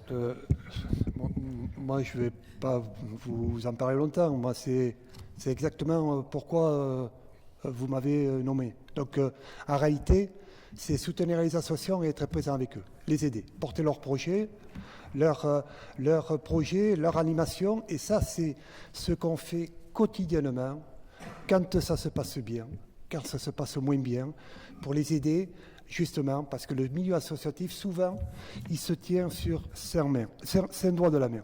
C'est-à-dire qu'il est très, très fragile. Et ça, on le sait très bien. Et c'est pour ça que tout à l'heure, je les ai remerciés pour tout le travail, parce que derrière, quand on vote ou on ne vote pas, parce que certains ne le demandent pas, derrière, il y a des bénévoles. Et les bénévoles, pour nous, c'est quelque chose qui n'a pas de statut, mais qu'on doit toujours remercier. Je me suis permis peut-être de prendre, de laisser la parole à Loulou, parce que Loulou, moi aussi, mais plus lui que moi, mesure, je dirais, combien d'assemblées générales, de réunions. Il va surtout aux Galettes des Rois, j'ai remarqué. C'est pour les bises des dames. Voilà, mais c'est, comment dire, c'est une fonction de représentation tout à fait essentielle, et je partage ce propos, qui prend aussi beaucoup de temps, mais je dirais c'est du temps utile et nécessaire pour être plus près, effectivement, des présidents, mais pas uniquement, des membres des associations, notamment à l'occasion des assemblées générales, et puis d'autres moments qui nous permettent de dire à chaque fois deux choses. La première, c'est que notre première richesse, ce sont nos associations, et que grâce à elles, beaucoup de choses se font. On a peut-être d'autres choses à construire ensemble et à travailler encore plus ensemble, j'y crois profondément. Et à chaque fois, bien sûr, de remercier l'ensemble des bénévoles sans lesquels rien ne serait possible. Je prêche pour mon ancienne paroisse. De toute façon, donc si je comprends bien, nous aurons le plaisir, la joie de recevoir dans cette salle-là, dans ces lieux-là, eh bien, un représentant de la municipalité. Et pour leur montrer ce qu'on sait faire, ça sera avec beaucoup de plaisir. Cela étant dit, vous avez à votre droite un monsieur qui vient régulièrement, et je le remercie, je crois qu'il est tout à fait passionné. Il est à votre droite, mais c'est un pur hasard. Mais en tout cas, c'est quelqu'un qui aime beaucoup la musique. Bien, très bien. Merci de cette mention. J'allais dire, au moins le fait que je sois un membre de cette association fera que je pourrais y venir en tant qu'adjoint, mais aussi en tant que membre. J'ai payé ma cotisation. Je rappelle tout de même que j'y venais aussi très souvent avec un autre adjoint qui est Jean-Marie Marcot. Voilà, bon, allez, je vous propose donc... Oui, pardon, Jean-Marc. Oui, Jean-Marc, Jean-Marc, pardon, je vais te couper. Bon. Tu es un homme galant. Alexandra a demandé aussi la parole. Excusez-moi. Alors, Madame Lux. Je vais laisser Jean-Marc peut-être répondre, puisque... Non, il ne voulait pas, il n'y avait pas de... J'ai juste une question. Est-ce qu'on parle après des subventions exceptionnelles ou... Non, on peut en parler de suite. On va en parler de suite, donc je vous laisse en parler, je poserai ma question par la suite. Alors, vous pouvez poser la question. Hein. J'en parle ? D'accord. Donc oui, je suis un petit peu étonnée parce que ce tableau n'est pas tout à fait le même que celui qu'on a vu en commission. Et notamment en ce qui concerne les subventions exceptionnelles, puisqu'il me semble qu'en commission, il y avait 2 subventions exceptionnelles qui étaient attribuées à 2 athlètes d'une association. J'avais notamment fait la remarque, ces 2 athlètes du Santocha, dits 2 athlètes de haut niveau. J'avais fait la remarque puisque c'était classé en subvention exceptionnelle et que peut-être d'autres sportifs de haut niveau sur des associations cabretonnaises pouvaient peut-être prétendre également à une subvention. Et je remarque qu'elle ne figure plus dans ce tableau. Et j'ai une deuxième petite question, c'était concernant cette fois-ci le voyage scolaire de Saint-Joseph. C'était juste pour savoir ce voyage, puisqu'il y a une subvention pour un séjour. Est-ce que ce séjour a été maintenu ou peut-être qu'il a eu lieu en fin d'année? Il a eu lieu? D'accord, bon voilà. Oui, il a eu lieu. Alors, réponse de Louis Galdos. Oui, merci, monsieur le maire. Alors, pour les deux subventions qui auraient dû être versées à ces 2 sportifs, d'ailleurs, c'est quelque chose qu'on a déjà porté il y a peu de temps avec, d'ailleurs, je crois qu'il y a les photos du tennis club où on voit Jessica Poncher, où on a déjà aidé Jessica Poncher parce qu'elle était une athlète qui est rentré dans le top 10 du tennis et qu'à ce moment-là, c'est le moment où ils ne sont pas encore pros et ils ont besoin d'une aide. Donc là, on les a retirés. Pour quelle raison? C'est simple, c'est parce que ça rentre dans des conventions qui sont liées à la com et non pas une association. On les verse directement aux sportifs et non pas à l'association. Voilà. C'est-à-dire qu'on considère que ça n'a pas, ça n'a pas le caractère d'une subvention qui est le plus souvent une subvention de fonctionnement donnée à une association, mais plutôt à conclure, donc on reviendra sur ces deux sujets, à conclure dans le cadre d'une convention de partenariat, plutôt. Hein, c'est plus ça l'idée. Et donc, on est rentré dans cette démarche qui est aussi d'accompagnement de sportifs qui commencent à Cabreton, qui passent aux écoles de sport, qui arrivent à des niveaux, à des très hauts niveaux, comme les deux sportifs qui étaient là, donc c'est la petite Madeleine, comment je ne vais pas te dire. L'Archeron, j'étais d'ailleurs cet après-midi avec son père, Madeleine L'Archeron, qui est certainement candidate au JO de Tokyo, s'ils ont lieu en 2021, ce qui est vraisemblablement pas sûr ou pas du tout évident. Et donc, et après, une autre sportive de surf, elle aussi, qui commence dans le top et qu'on essaye d'aider, c'est la petite Rudy, dis-moi. Manon Alda, voilà. Parce que Rudy l'a eu dans ses mains. Et voilà. Voilà. Rudy l'a eu dans ses mains? Oui, dans ses mains. Excusez-moi, monsieur le maire, de l'erreur. Non, on a compris, on a compris. Rudy l'a eu en tant que sportive. Hein, et donc, c'est lui qui l'a un peu suivi à travers le Santocha, puisque les deux membres, une est membre de la partie skate du Santocha et l'autre de la partie surf du Santocha. Voilà. Très bien. Voilà. J'ai juste une petite précision. Donc, je trouve très bien d'aider les athlètes de haut niveau. J'ai été moi-même athlète de haut niveau et je sais combien les subventions territoriales aident énormément les sportifs et notamment quand c'est des sports amateurs et pas pro. J'ai juste une petite question concernant les autres sportifs qui, eux, sont peut-être inscrits également sur des listes ministérielles et reconnus par le ministère en tant qu'athlètes de haut niveau. Qui ont peut-être eu des subventions de la part du département, de la région. Est-ce que également, au niveau du coup communal, vous allez pouvoir aider et subventionner ces athlètes de haut niveau dans d'autres associations? Pardon, Madame Lux, je vais vous répondre pour vous dire que les sujets que vous évoquez ne sont pas des sujets de conseil municipal. C'est précisément le travail des commissions. Donc les interrogations que vous posez, c'est ce que vous allez voir, ce que vous allez travailler au sein de la commission. Oui, mais initialement, ces subventions étaient mises dans ce dossier exceptionnel, subvention exceptionnelle. Donc voilà, c'est pour ça que je me permets d'en parler. Ça peut aussi intéresser certains sportifs. Non, mais on est d'accord, mais simplement, je vous ai dit, je vous ai répondu, je crois en disant que ce n'était pas, sous l'étiquette subvention, mais plus sous l'étiquette convention de partenariat. Tout à fait, mais j'espère que la communication passera auprès des autres athlètes du coup, pour qu'ils puissent également... ne vous inquiétez pas, vous avez à discuter justement de ces sujets au sein de la commission. Merci. Et ce sont des sujets qu'il faut porter. Voilà, alors... Une dernière, vraiment pour Monsieur Macroviac, vous avez la parole. De temps. Ce que je retiens, c'est que l'adjointe au maire chargée de la culture va se présenter vraisemblablement pour rencontrer toutes les associations qui s'occupent de la culture, enfin celles qui lui paraît important. Parce que, comme l'a dit Yves Trézière, effectivement, nous avions la joie de rencontrer régulièrement Jean-Marie Marcot. Hein.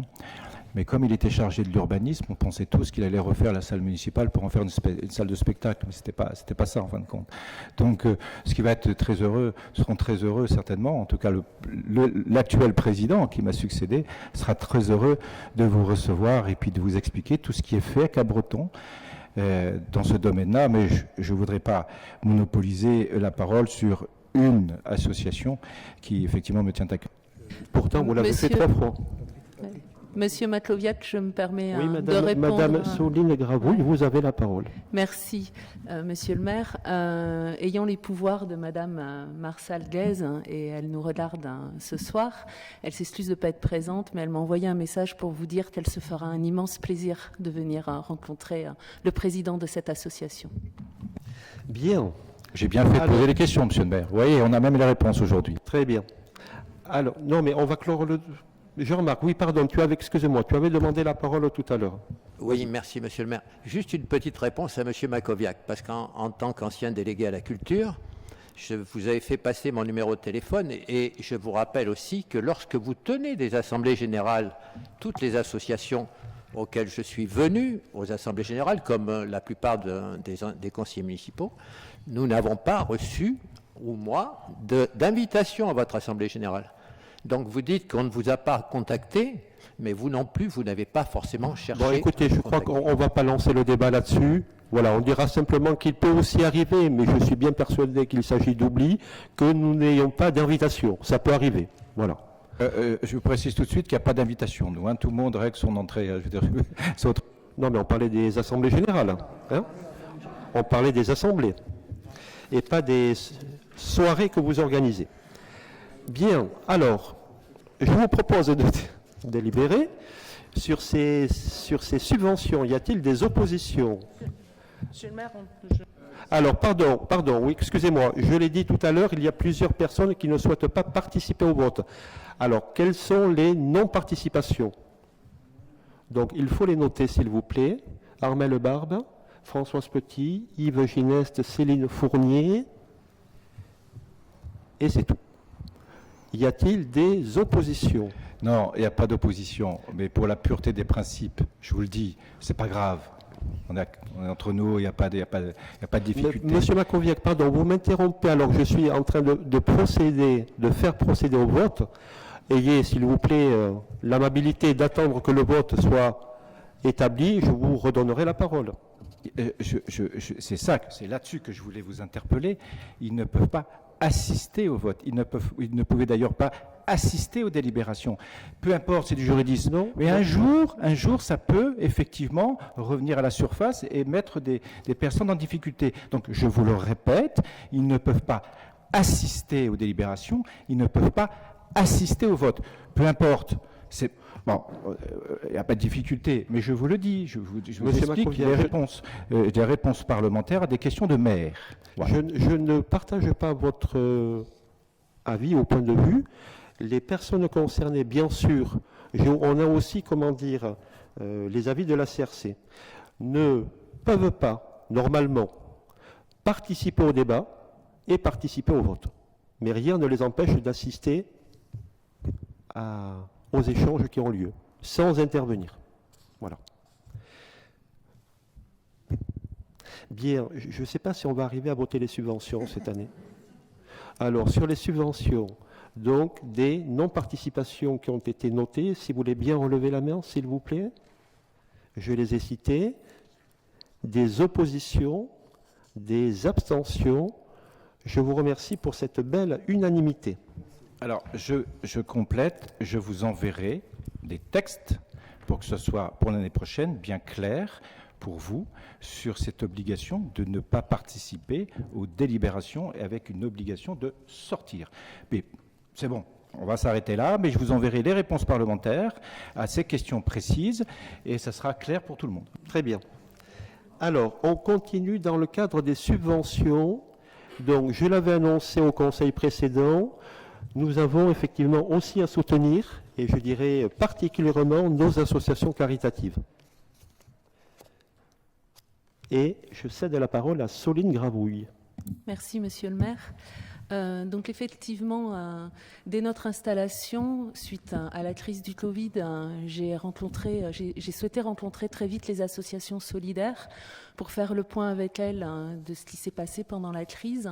Et ça a été l'occasion pour elles de m'alerter sur un certain nombre d'éléments.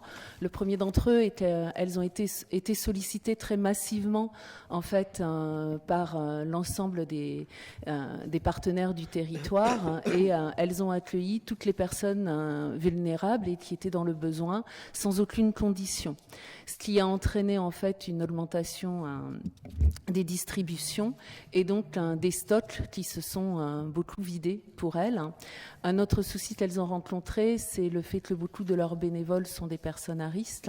Donc ils ont aussi parfois, bien sûr, manqué de bénévoles, ce qui est tout à fait normal que ces personnes se retirent. Et troisièmement, Deuxième point, ils ont été contraints de fermer les boutiques solidaires, les espaces solidaires, qui sont une source de recettes importante pour eux. Raison pour laquelle nous leur avons demandé d'estimer en fait leurs besoins pour pouvoir les soutenir et leur permettre d'avoir les moyens suffisants pour effectivement pouvoir racheter des denrées et pouvoir faire les distributions dans les meilleures conditions possibles. C'est la raison pour laquelle nous vous sollicitons pour accompagner d'une part le Secours catholique d'une subvention d'un montant de 2 000 € qui correspond à la perte de recettes liée à la fermeture de leur espace solidaire, d'accompagner, je vais passer les deux délibérations si vous voulez bien ensemble, le Secours populaire pour une subvention exceptionnelle de 6 000 € liée aussi à la fermeture de leur espace solidaire. Et nous ferons un don, sans doute, alimentaire au Restaurant du Cœur. Voilà. Oui, alors, merci Soline. Oui, la particularité, donc, s'agissant des Restos du Cœur, c'est que on ne va pas verser une subvention, mais on va... On fera un don alimentaire. Faire un don alimentaire qui sera certainement aussi du niveau de celui... D'un montant de 6 000 € aussi, équivalent. Voilà. Bon, je pense que c'est absolument nécessaire. Je l'avais évoqué au conseil précédent. Je remercie Soline aussi d'avoir, je dirais, pris la tâche des présidentes ou responsables du Secours catholique, populaire et des Restos du Cœur, parce qu'effectivement, ils vivent aussi une période difficile et malheureusement, peut-être pas finie, certainement pas finie même. Hein. Et donc, voilà, que nous resterons, que nous sommes et resterons attentifs à l'évolution de leur situation. Oui, on a convenu de se rencontrer régulièrement pour analyser la situation, voilà, juste à la fin de l'année en tout cas. Très bien. Y a-t-il des commentaires, des observations? Non. Alors, je soumets donc ces deux dossiers au vote du Conseil. Donc, s'agissant du Secours catholique, y a-t-il des oppositions, des abstentions? Je vous remercie. Et s'agissant du Secours populaire, y a-t-il des oppositions, des abstentions? Merci beaucoup. C'est bien d'avoir un conseil municipal unanime sur ces questions. Hein, d'aide, de soutien et aux associations et aux personnes en difficulté qui ont parfois besoin, dans un parcours de vie, ça peut arriver qu'on ait besoin que la solidarité des autres puisse s'exprimer à son... Non, je n'en ai jamais douté. C'est la moindre des choses, quoi. Je veux dire, s'il y a bien un lieu dans la République où on est proche des gens et qu'on doit aider ceux qui sont en difficulté, c'est bien la commune. C'est bien là que la solidarité, bien sûr, il y a tout le département, région, mais c'est bien là que notre devoir d'élus se porte.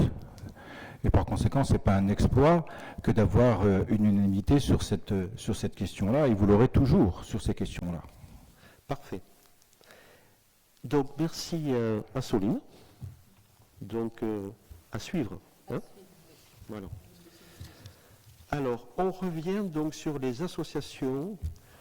Là, c'est extrêmement simple. Vous avez vu Louis Galdos, donc, va nous expliquer oui, c'est le mécanisme donc des... Oui, c'est relativement simple.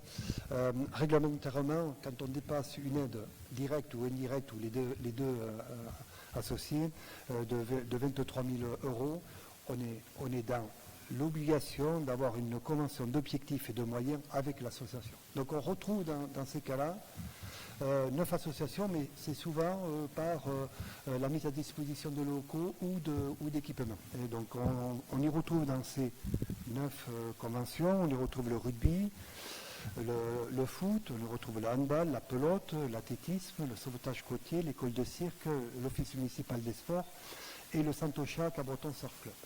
Donc vous avez vu les conventions. Ce qui est intéressant, c'est que cette année, on vote pour ces 9 associations et c'est réglementaire. Mais l'objectif, c'est dans l'année à venir de travailler avec la commission la commission association jeunesse, sport, plage et port, sur une convention qui, avec concertation, englobera la totalité des associations, parce que dedans, on y retrouve des éléments importants d'objectifs et d'action par rapport à la ville, mais aussi par rapport aux citoyens. On peut remarquer, par exemple, sans avoir fait cette démarche, il y a certaines associations, comme les écoles de surf ou autres, se sont mis à certains éléments comme le ramassage des déchets sur la plage et font une action solidaire, mais aussi on a mis en place sur les manifestations les années passées, à partir de l'année dernière, l'utilisation des cocottes, donc on ira aussi vers le zéro plastique qui est bientôt annoncé. Mais on va en reparler après. Absolument. Donc voilà, là c'est quelque chose de relativement formel, mais dans l'avenir, on essaiera d'avoir une convention d'objectifs et de moyens par toutes les associations. Moi je dirais que pour compléter et rejoindre ce qu'a dit Louis Galdo, c'est que évidemment c'est une contrainte réglementaire, donc il faut la respecter. Hein, mais d'autre part c'est aussi un joli cadre de travail pour nous pour étoffer encore le champ d'action que nous avons développé avec nos associations dont on vient de parler. Voilà. Donc, je trouve que c'est aussi un cadre juridique, peut-être contraire juridiquement, mais qui donne autant de champs d'action et d'actions à mettre en concertation en œuvre. Et c'est ça aussi qui est intéressant. Et qui, évidemment, comme l'a dit Gallos, qui peut et qui doit s'ouvrir à d'autres, même si réglementairement, elles ne sont pas connues. Et certainement, ce travail sera un travail collectif avec aussi la culture, l'environnement, pour qu'on puisse y englober la totalité de nos actions pour Cabreton et pour le bien vivre à Cabreton. Voilà. Y a-t-il des observations ou des commentaires? Monsieur Calès. Oui, monsieur le maire, sur les conventions dont on va parler tout à l'heure, donc qui sont des conventions pour une subvention supérieure à 23 000 €, j'ai vu que les associations devaient fournir un budget, un compte administratif. Est-ce qu'on a vérifié qu'elles avaient toutes reçues et qu'elles avaient été validées par la commune? Oui, Louis Galdos. Oui, alors il faut savoir que ce n'est pas simplement pour ce type d'association où la subvention dépasse un seuil de 23 000 €, mais toutes les associations qui ont sollicité des subventions, toutes les associations nous fournissent l'Assemblée générale, le compte, le prévisionnel et tous les éléments nécessaires, assurances et autres, pour qu'on puisse voter.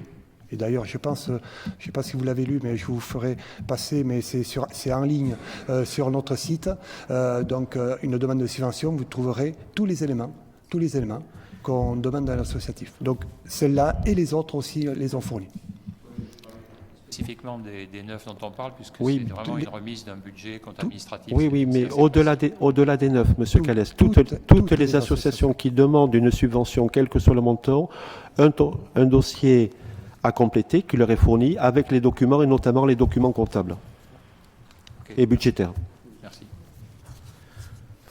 Bien, y a-t-il d'autres observations? Alors, ce que je vous propose évidemment, c'est de voter en bloc pour les 9 associations concernées, sauf si vous souhaitez qu'on ait un vote séparé pour chaque association, c'est comme vous voulez. Donc, on est d'accord, on peut voter pour les 9 associations en même temps. Donc, sur ces conventions d'objectifs avec les associations précitées, y a-t-il des oppositions, des abstentions? Je vous remercie et merci à Louis Galdos. On va changer totalement de sujet avec une délibération qui est très très formelle, puisque ça concerne, je dirais, la constatation d'un procès-verbal de remise d'ouvrage à la communauté de communes faisant suite au transfert de la compétence GEMAPI. Et Yves Trézière va nous expliquer tout ça très bien. Oui, donc comme vous le savez, on en avait déjà parlé par ailleurs, donc les compétences GEMAPI, donc gestion des milieux aquatiques et protection des inondations, ont été transférées des communes aux communautés de communes depuis le début de l'année 2018. Ces transferts de compétences s'accompagnent d'une mise à disposition, bien évidemment, des éléments s'y afférents, c'est-à-dire des objets qui font l'objet de la compétence. Donc, la délibération qui vous est proposée, c'est une définition qui a été mise en place dans les années antérieures, enfin depuis 2018, pour définir 3 ensembles ou 3 objets de cette compétence. Une qui concerne le front de mer et les épis, l'autre qui concerne le quai du port et les staccades, et le 3e ensemble qui est la digue du Bourret.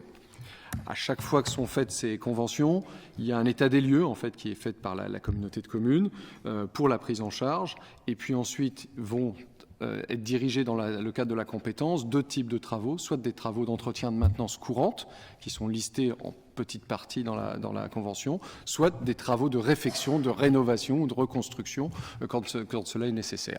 Voilà l'ensemble qui est proposé. J'attire votre attention, si vous regardez les annexes, de par exemple regarder le 2e sous-ensemble qui concerne les quais du port ou les staccades, où vous voyez les millions d'euros qui sont investis, une dizaine de millions d'euros dans le cadre du programme, notamment pour la réfection du pôle biézénique qui est en cours, dont j'espère on verra la conclusion le plus rapidement possible, même si ces derniers temps les entreprises utilisent un petit peu facilement le Covid, mais sûrement à juste titre pour finir ces travaux un peu plus hors période prévue. Mais par contre, au-delà de ces travaux qui sont en train de se terminer, démarreront ensuite d'autres travaux, notamment tous les quais Georges Pompidou qui sont déjà planifiés pour cet ensemble.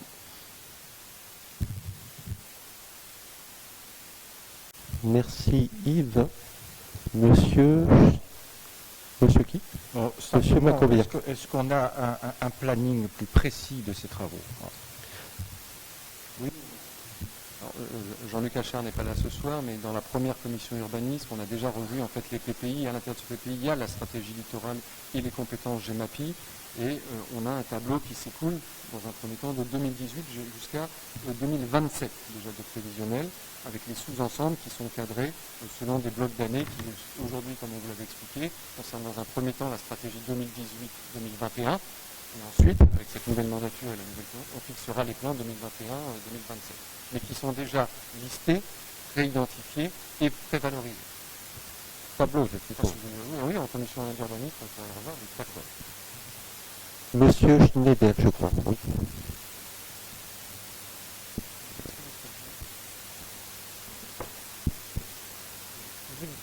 S'agissant des travaux, je peux vous dire, on va appeler, c'est intéressant. De connaître tous ces financeurs, je pense au FEDER, à la région, pour voir qui fait quoi, qui finance quoi, puisque ce sont quand même des immobilisations importantes qui sont chez nous, communes de Cabreton, et pour pouvoir anticiper si jamais il y avait un certain nombre de ces financeurs de second rang qui, dans la transition directe, dans le futur, disaient on ne peut plus faire effort, on ne peut plus faire effort à hauteur de ce qui était prévu. Donc ce serait bien que dans les renseignements qui nous sont donnés, le détail des financements. On pourra le revoir sur la commission finance. Vous avez raison, M. Schneider. On a aujourd'hui l'ensemble des financeurs sur la période 2018-2021 telle qu'elle est fixée et figée. Et puis bien évidemment, on discutera ensemble de la prochaine période. Et j'ai regardé, puisqu'on s'était posé la question même de la commission, l'ensemble du dossier a été fait en concertation avec les services techniques ici présents, les gens du MAX, les élus concernés, de telle façon que ce soit un dossier complet, qui n'est pas uniquement porté par le porteur de la compétence, mais bien par la commune qui reçoit le bénéfice de la compétence. Et je rajouterai en partenariat surtout et avant tout avec les financeurs, justement, pour établir le plan d'action et le plan de financement. Et les tableaux qui sont déjà prévus, enfin qui étaient dans la période 2018-2021, donnent systématiquement le coût des travaux, les subventions et les apports de financeurs, les restes à charge, les ventilations des restes à charge, autant sur l'investissement que de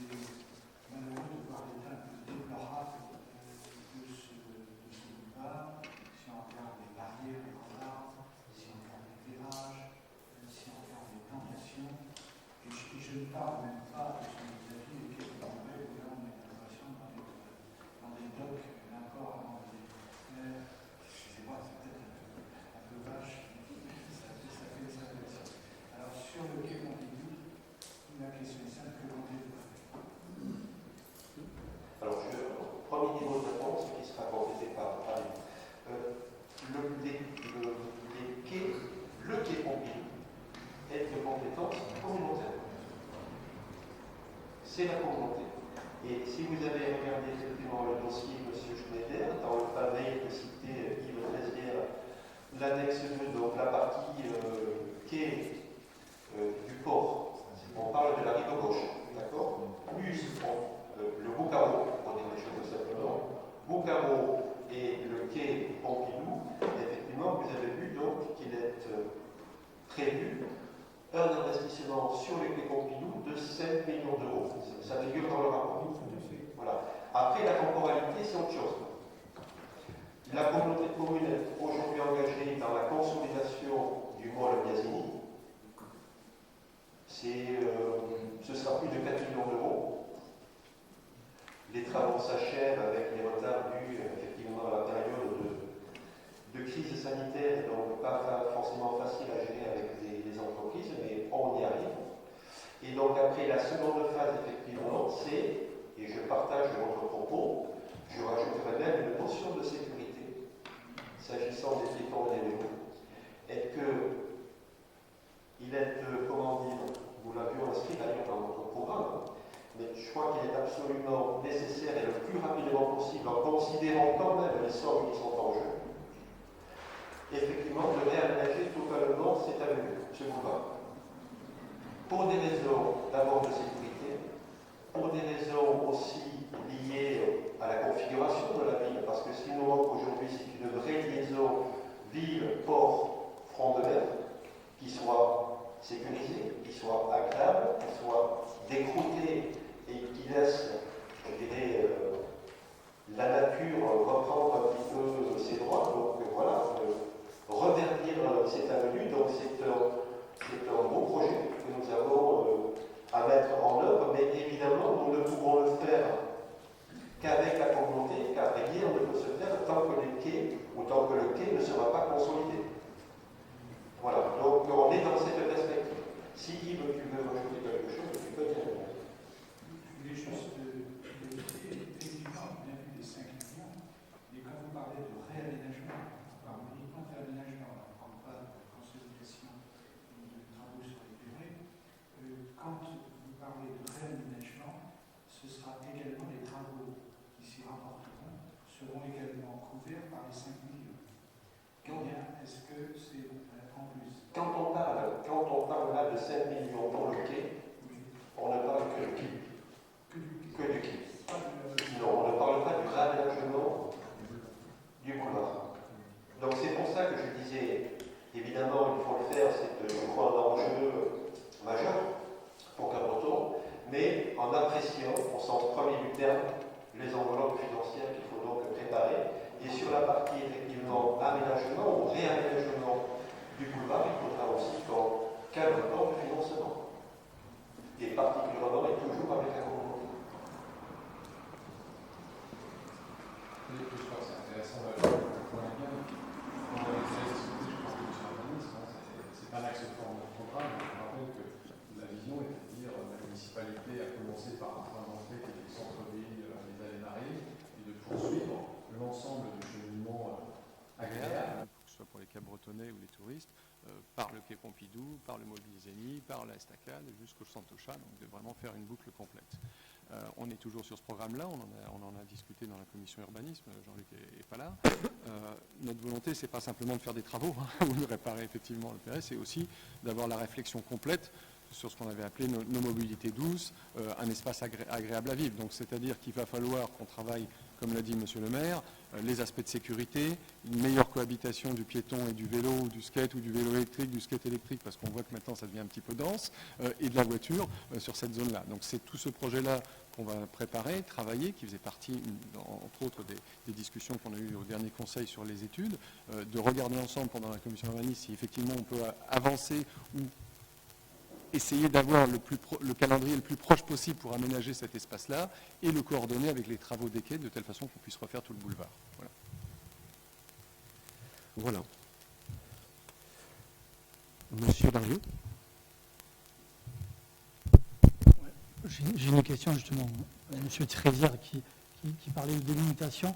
Ma question, si j'ai bien compris, la limite Gemapi va jusqu'au pont Bonamour et au pont du Bourrette.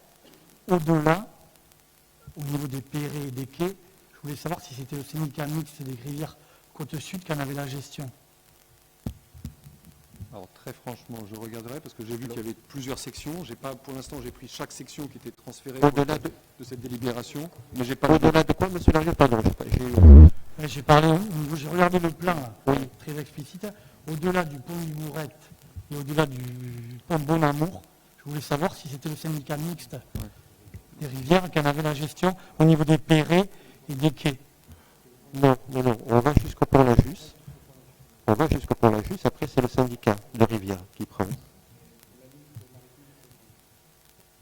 Voilà. Pont Lajus et de l'autre côté c'est le pont du Mourette. Non, parce que la rive que nous avons réhabilitée, le quai du Bourret, ça a été payé par la ville. Donc je pense que ça doit être après. Ça a été payé pour partie par la ville sur son linéaire et après par les riverains sur le linéaire qui les concernait. Ok, merci. Bien, je vous propose donc de passer au vote sur cette décision importante, puisque évidemment elle engage l'avenir, de souligner quand même évidemment le rôle important et le travail en commun que nous avons à réaliser avec la communauté sur ces sujets, notamment sur celui-là. Alors, y a-t-il des oppositions, des abstentions? Je vous remercie et je remercie Yves. Nous revenons aux déchets plastiques. On a une convention avant avec... J'ai sauté un dossier. Qu'est-ce que j'ai sauté? La convention avec, pour accueillir, donc, monsieur le maire, avec les renforts de saisonniers. Ah, les renforts, voilà. Pardon, je me suis trompé. Alors, on accueille comme chaque année dans nos renforts saisonniers. Le groupement de commandes? On va y arriver. Allez, le groupement de commandes. Étienne, de quoi s'agit-il? Merci, bonsoir. Donc il s'agit de marché de maintenance et d'exploitation des systèmes de chauffage, ventilation et climatisation des principaux bâtiments communaux. Donc il arrive à échéance à fin octobre 2020 et il nous faut donc relancer une consultation. L'objectif de cette convention, c'est de grouper la régie du camping avec la commune, dans l'objectif évidemment de faire des économies d'échelle. Donc la commune avec ses services et la commission dédiée s'occupera de toute la mise en place de la consultation. Et après, donc l'attribution des marchés sera scindée, une partie par la régie camping et une partie par la commune. Voilà. Le détail, le contenu de cette consultation et de la consultation sera lors du jour de la prochaine commission, qui sera le 22 juillet. Très bien, merci Étienne. Y a-t-il des observations? Non, pas de problème particulier. Bon, ce sont des constitutions classiques, le groupement de commandes. Ici, cette fois, c'est avec la régie camping. Alors, y a-t-il des oppositions, des abstentions? Je vous remercie. Là aussi, convention habituelle, convention annuelle, donc avec la gendarmerie pour l'accueil des renforts de gendarmerie cette saison. Vous savez qu'ils sont logés au lycée professionnel d'Armenté. Que nous prenons en charge donc les frais d'hébergement des gendarmes à hauteur de 11 € par nuit et par personne. À titre indicatif, cette année, je peux vous dire que nous aurons le 11 juillet, du 11 au 16 juillet, 16 gendarmes réservistes, et que du 17 juillet jusqu'à fin août, jusqu'au 30, c'est dommage qu'il n'ait pas débordé sur le week-end, le 30 étant un vendredi, donc 20 gendarmes mobiles. Voilà. Donc ce sont ces personnels très utiles, très efficaces dans leur mission, absolument nécessaires, indispensables pour compléter le dispositif de sécurité. Donc nous proposons évidemment d'héberger comme nous le faisons chaque année. Y a-t-il des questions ou des observations? Monsieur Galdos. Pour rappel, nous avons aussi depuis le 2 juillet les MNS de la police nationale qui sont sur nos plages et qui resteront là jusqu'au 30 août. Voilà. Donc les plages sont surveillées. Oui, monsieur Trézière. Oui, on a parlé de l'hébergement de la gendarmerie. faut savoir que non seulement ils vont arriver, mais ils sont déjà là, parce qu'en fait, j'ai fait 2 fois les tournées. Le matin, si on va sur le port, on les voit, les gendarmes, et en fait, ils m'ont expliqué ce matin que leur détachement était déjà envoyé de Mont-de-Marsan bien avant qu'ils soient hébergés. Donc on a déjà une présence forte des gendarmes sur le littoral tous les matins. Voilà, donc officiellement, il commence le 11. Officiellement. Voilà, je suppose pas de problème sur cette délibération, des oppositions, des abstentions. Je vous remercie donc. On revient aux plages et aux déchets plastiques. Non, pardon, aux plages sans déchets plastiques. Françoise Agier. Alors, en 2018, le gouvernement a présenté son plan biodiversité avec le projet Zéro plastique rejeté en mer d'ici 2025. Le ministère de la Transition écologique propose aux communes du littoral de s'engager en adhérant à la charte nationale plage sans déchets plastiques. Cette charte, elle a été élaborée avec l'Association nationale des élus du littoral, mais aussi avec l'ADEME, le Conservatoire du littoral ou Surfrider. Cette charte comprend 15 engagements dans 3 domaines d'action: la sensibilisation, le nettoyage et la prévention, avec 3 paliers selon le nombre d'engagements réalisés. Cette charte est tout à fait en adéquation avec notre programme de mandat de Cap-Breton Zéro Plastique. Elle valorisera le travail qui a été déjà effectué sur ce sujet et nous poussera à mener d'autres actions, puisque en fin de saison touristique, nous sommes amenés à faire un bilan et à nous projeter sur d'autres objectifs pour la saison suivante. Donc vous avez les 15 engagements dans le dossier. Nous en avons répertorié 8 pour cette année. 3 engagements au niveau de la sensibilisation, puisque nous avons déjà travaillé sur l'affichage et les panneaux qui signalent par exemple les plages nature Saint-Corbeil pour ramener et trier ces déchets. Nous avions validé une fresque de sensibilisation sur les blocos avec le comité de quartier. Nous avons une plage sans tabac au Prévent. Nous avons posé des cendriers tricyclopes pour récupérer les mégots et les valoriser. Nous avons posé des bacs à marée pour récupérer les macro-déchets.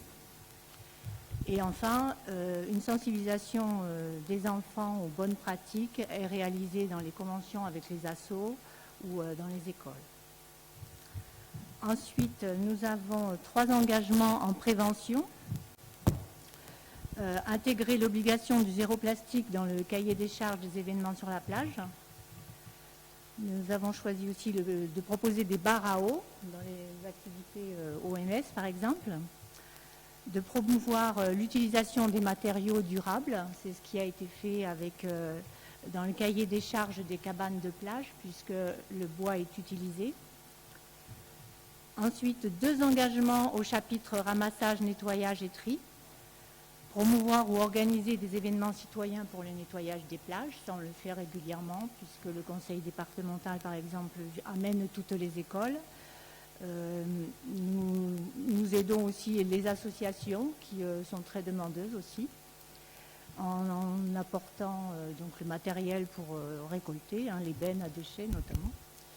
Ensuite, nous adapterons la fréquence de ramassage à la vitesse de remplissage des poubelles sur nos plages urbaines. Voilà, ce sont les 8 engagements qui nous amènera au palier 1 de cette charte. Donc nous vous proposons,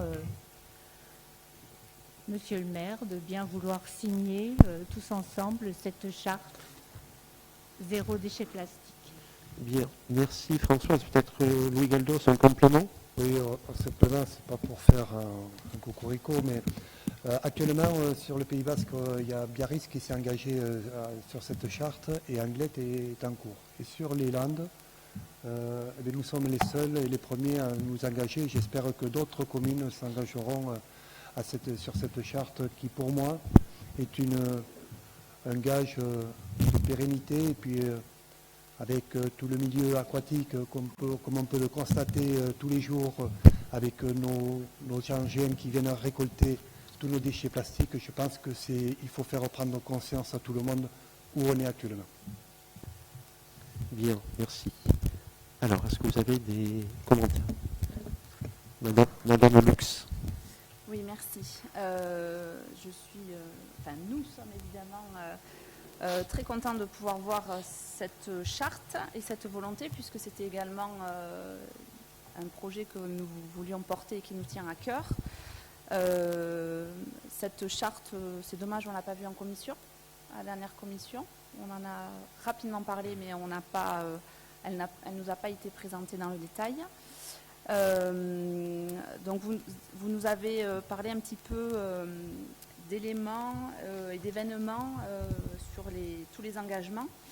Alors c'est dommage qu'on ne puisse pas atteindre déjà le deuxième palier. À deux petites démarches, je pense qu'on aurait pu réussir à atteindre ce deuxième palier.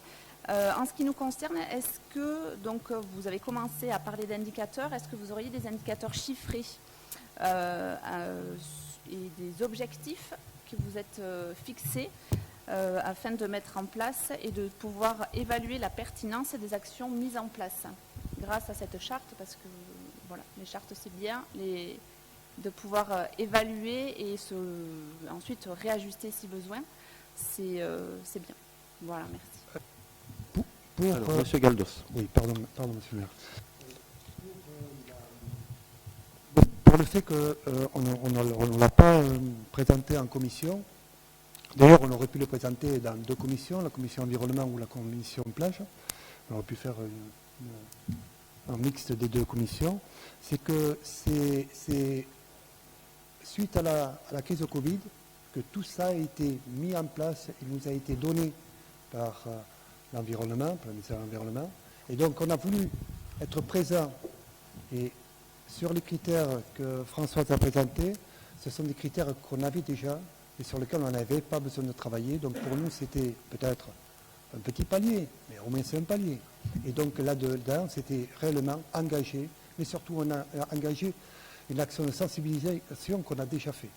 Et là, sur cet élément-là, bon, je pense que vous êtes tous d'accord qu'on est bien conscient qu'on doit aller au-delà du deuxième, voire du troisième palier, mais on a une sensibilisation aussi, vous regarderez les éléments. Et pour le suivi, les documents que nous ont fournis le ministère de l'Environnement, on a tous les éléments de suivi, on pourra vous les faire passer. Hein. Comme ça, vous allez pouvoir les retrouver, tous les éléments de suivi, pour justement passer sur un autre palier. Oui, monsieur Calès. Oui, ces démarches environnementales sont extrêmement intéressantes. Quand on les mène dans les communes, les entreprises, une des difficultés, c'est de mesurer la pertinence et l'efficacité des actions. C'est difficile. Et souvent, on met des indicateurs pour mesurer. Par exemple, je ne sais pas si c'est fait actuellement, c'est tout simplement quand on recueille des déchets, peser la quantité ou le volume de plastique par rapport aux autres déchets. De cette façon-là, on peut voir en fonction du temps si l'action qu'on a menée est efficace, si c'est la quantité de plastique diminue. Par exemple, mais il y a plein d'autres indicateurs. Je ne dis pas que c'est facile, mais c'est souvent comme ça qu'on arrive à voir si l'action que l'on mène est efficace. Tout à fait, tout à fait. Et du coup, j'ai une petite question. Oui, pardon. Pardon, Alex. Madame Lux, pardon. Merci, monsieur le maire. Oui, on a été en fait très pris par le temps parce que voilà, c'est sorti à la sortie du Covid, enfin de la période de restriction. Donc on a voulu s'engager et faire au plus vite, mais c'est vrai que on reste sur finalement des bases qu'on a déjà acquis, enfin de sensibilisation, beaucoup, etc. Mais tout est à faire, effectivement, de quantifier, par exemple, oui, pourquoi pas, mais ça, il faut le mettre en place. Alors, cette mesure, elle a été faite l'an dernier, puisque déjà Biarritz, l'an dernier, avait mis en place cette charte plage zéro plastique, hein, depuis août dernier, tout à fait, que le ministère a sorti. Et qu'est-ce que je voulais dire? Oui, en ce qui concerne les événements d'association, ce sera également incorporé pour les événements de la commune, tout ce qui est fête de la mer, fête du Chiperon, parce que c'est vrai que il y avait des progrès à faire. Louis Galdos. Sur les derniers événements l'an dernier, il n'y avait pas forcément les éco-cups à tous les stands notamment. Oui, c'est ce que dit exactement M. Calès. Quand on met en place des indicateurs, il faut avoir aussi les moyens de les vérifier et de les suivre. Donc on a engagé cette démarche. Là aussi, on sera aussi obligé d'avoir cette boucle de retour et de valider avec les associations le respect des engagements. Mais à l'heure d'aujourd'hui, nous avons déjà les engagements de zéro déchet, de zéro plastique, que ce soit pour les bouteilles d'eau, que ce soit pour les éco-cups, mais aussi sur le nettoyage des plages quand il y a des manifestations sur nos plages. Voilà.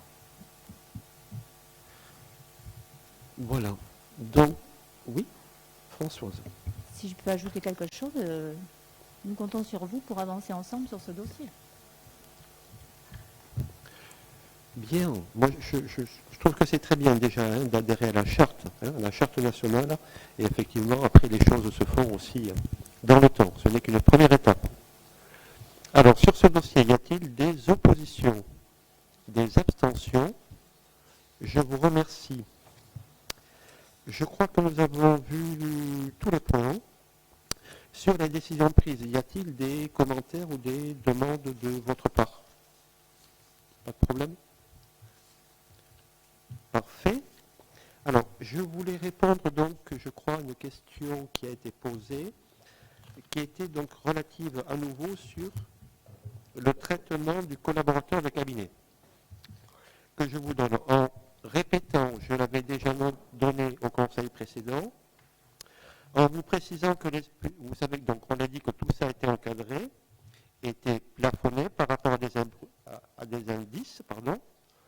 Je rappelle donc que l'indice maximum, l'indice brut est de 901, correspondant à l'indice majoré de 734, qu'en 2014, nous étions sur un indice brut de 890, correspondant à un indice majoré de 725, et que nous sommes maintenant sur un indice brut de 758, correspondant à un indice majoré de 625, c'était les chiffres que j'avais donnés, correspondant à une rémunération brute de 2 928,77 €, pour être précis.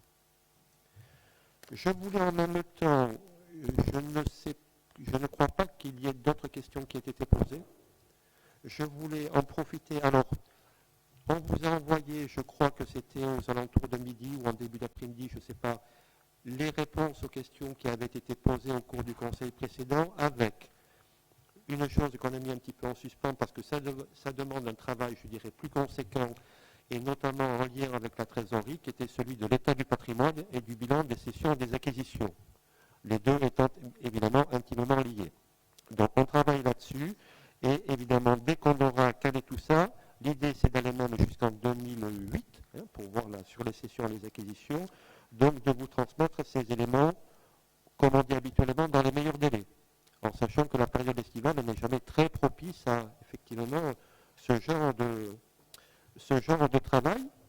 Je voulais vous dire également que vous avez formulé la demande d'un local qui est tout à fait légitime, que nous sommes en train de regarder. Il est normal que le groupe d'opposition est en local à sa disposition pour se réunir et travailler. Donc là aussi, on est en train de regarder. Malheureusement, il n'y a pas plétude de locaux, c'est toujours compliqué à trouver. On a les mêmes soucis avec les demandes des associations, mais on va trouver une solution pour que vous soyez dès la rentrée, que vous ayez un local attitré. Je crois avoir fait à peu près le tour de la question. Le prochain conseil municipal, Monsieur Mario, oui, sauf si j'ai oublié quelque chose. On vous avait demandé le retour du schéma directeur des eaux pluviales, un dossier technique. Exact. C'était la deuxième question. Donc vous l'aurez, oui, bien sûr. Et le conseil d'avant, on vous avait posé 3 questions. Vous n'y avez pas répondu. C'était pour le conseil du 24 juin. On voulait avoir un point sur où en était-vous au niveau du recrutement du directeur des services techniques, directeur général des services et du responsable du centre technique municipal. Et on vous avait demandé une pièce technique, nous communiquer l'organigramme complet des services municipaux. On avait regroupé tout ça et on avait bien écouté vos préconisations quand on vous envoie les questions. Alors, sur le schéma directeur du pluvial, oui, bien sûr. Dans le acte, c'est noté. Alors, ça peut être, je sais.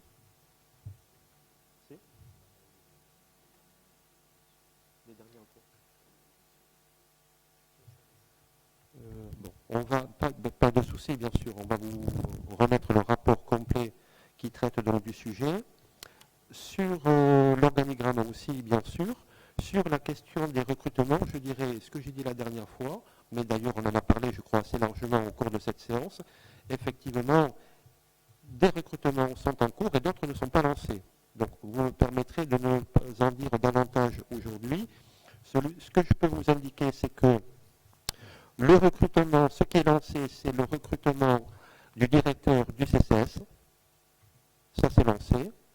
Et on va s'occuper maintenant et rapidement donc des postes de DGS et de DST notamment.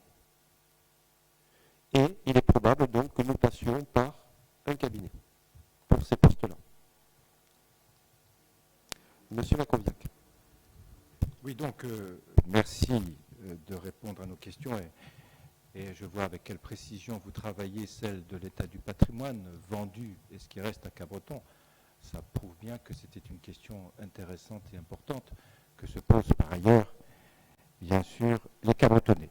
Je vous remercie également de travailler ce local pour le groupe d'opposition. C'est très important en matière de démocratie locale, que ce local soit pérennisé d'ailleurs parce que parfois la majorité peut devenir l'opposition, etc. Donc c'est une question assez générale. Et sur il sera pérennisé. Ensuite, ce que je voudrais vous dire également, c'est que sur les associations, je vous ferai une note juridique très précise pour qu'il n'y ait pas d'ambiguïté, parce que nous sommes bien entendu derrière toutes les associations et qu'il faut éviter tout problème juridique. Il y a des problèmes juridiques lorsqu'on est président d'une association et membre d'un conseil municipal. J'essaierai de travailler cela pendant mes quelques jours de vacances et vous transmettre quelque chose de tout à fait précis. Alors je voudrais terminer par une note peut-être un peu moins juridique et beaucoup plus, j'allais dire, dans l'esprit du temps, puisque ce sont les vacances. Et on me pose beaucoup la question de savoir qu'est devenu le bateau passeur. Il ne fonctionne pas. Et paraît-il, voilà, les gens sont surpris. Alors je vous pose la question que les Cabretonnais me posent, pourquoi le bateau passeur ne fonctionne pas actuellement? Voilà, c'est tout. Pour une raison très simple, c'est à cause des travaux du MOL. À cause des travaux du MOL qui sont en cours et qui, effectivement, parce qu'il y a un point d'attache là que vous avez vu, et que, alors, je répète jusque, comment dire, il semble qu'il y ait des normes à appliquer et des distances de sécurité appliquées, d'après ce que j'ai compris. Et c'est la raison pour laquelle, effectivement, le passage ne peut pas se faire pour l'instant. C'est du fait des travaux. C'est bien fait de poser la question parce que j'ai eu des tas d'informations, c'était lié au Covid, c'était parce qu'il y en avait un qui était tombé malade, enfin, je veux dire, donc au moins, la question c'est ça, c'est les travaux, et voilà, c'est bien, on a une question de réponse. Ça fait peut-être aussi partie des éléments qui ont fait que... Voilà. Bien, écoutez, je vous remercie beaucoup, je vous souhaite... Alors, la date, donc, du prochain conseil n'est pas fixée. Ce sera bien sûr vraisemblablement début septembre. Dès que nous aurons fixé la date, bien sûr, vous en aurez connaissance. En attendant, je vous souhaite à toutes et à tous une belle soirée et surtout un bel été. Merci beaucoup.